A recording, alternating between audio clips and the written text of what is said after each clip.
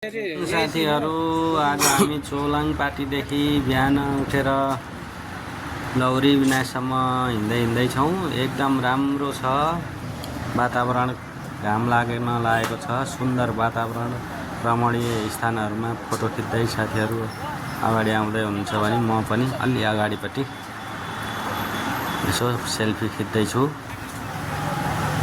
यस्तो राम्रो वातावरण त हामीले कहीँ पनि भेटाउँदैनौं। यस्तो मौकाले भेटिएको वातावरणमा रमाउँदै हामी बिहानको यात्रा तय गरेका छौं। अबको 1 घण्टापछि हामी लौरी बिना पुग्छौं। लौरी बिना भन्ने ठाउँमा आइयो।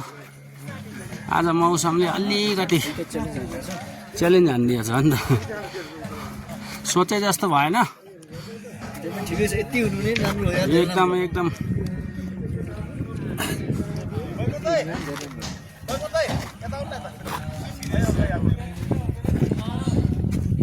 लौरी बिना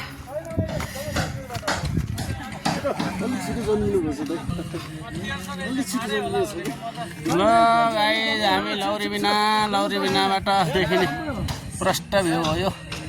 अब यहाँबाट माथि चाहिँ अलिकति बोट बिरुवाहरू यहाँबाट माथि चाहिँ बोट बिरुवाहरू पाइँदैन। अलिकति हिँड्न अप्ठ्यारो हुन्छ, गाह्रो हुन्छ हैन। एकदम मजाले हिँड्न नपाइने भनेर यहाँ सूचनाहरू आइरहेका छन्। लौरी बिनाबाट माथि लागेपछि पानी पर्यो। एकदम पानीमा रुच्दै हामी ठ्याक्क गोसाइकुण्ड मन्दिरको गेटमा 1.5 घण्टा लागेर पुग्यो। अनि हामी मन्दिरमा फोटोसोटो खिच्ने कार्यक्रम भयो है। त्यसपछि हामी गोसाइकुण्ड मन्दिर हामी पुग्यो है।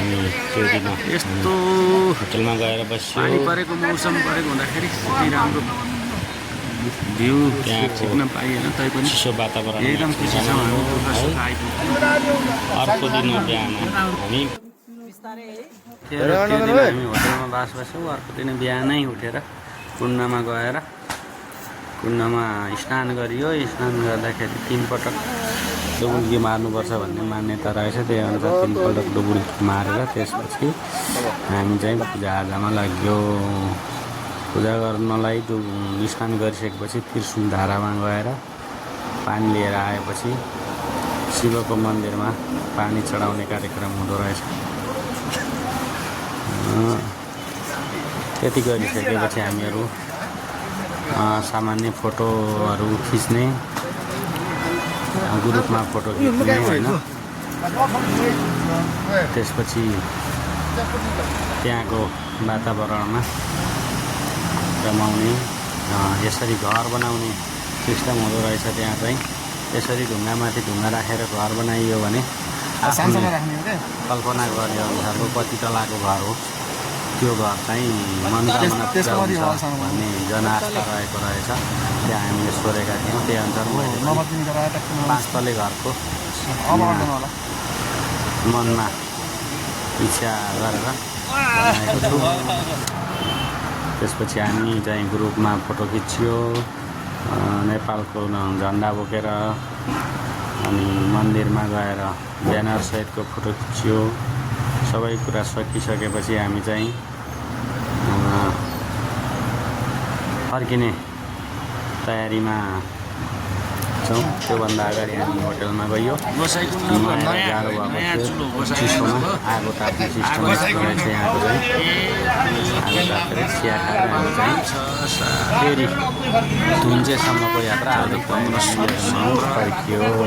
18, 19, 20 जनासम्मले ताप्न मिल्ने रहेछ एकचोटिमा यहाँ है।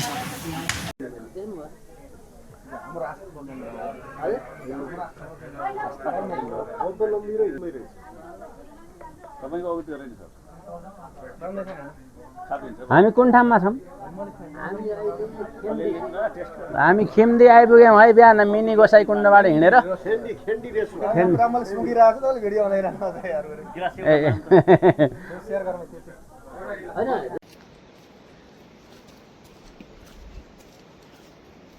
ल ल ल यता हेर यता ट्याक्कै। हेलो साथीहरू, हामी चाहिँ गोसाइकुण्ड पुगेर हाम्रा साथीहरू एकदम अब धुन्चे मन्द गतिमा हिँडिरहनु भएको छ। गाडी तयार छ। 2 जना साथीहरू गाडीमा गइसक्नु भएको छ। हामी चाहिँ आजै योजना हो। कति बेला हुन्छ है अहिले बिहानको 9:10 बजिसकेको छ। घुम चाहिँ पुग्दाखेरि 2-3 बज्छ होला जस्तो छ।